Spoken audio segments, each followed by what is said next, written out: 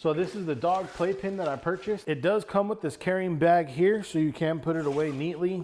You can store it away or take it with you to travel, whether you're gonna travel somewhere. Now I do like that it does fold up. So as you can see, it's a very slim, easy to take with you on the go. Now to open this, all you do is you will just pull the strap here, pull it off, and it folds.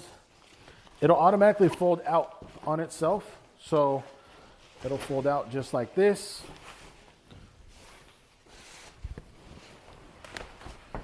This is the large version, and that's what it looks like inside. And it does have this top zippers. Take this side here, and you'll just zip it all the way around. Go just like this. And that way, you know, your dog is secure. Your dog's not gonna go anywhere. It can't jump out. The way that this bottom piece is, it's like a nylon. So if your dog does go to the bathroom, you can easily just wipe it up and clean it. Now to put this away, it's super easy. It just folds in on itself just like this. The same way we took it out, and then it'll just fold like this.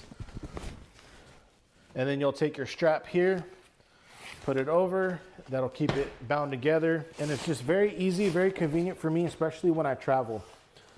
And you'll just zip it up, and there you go. You're ready to take it with you.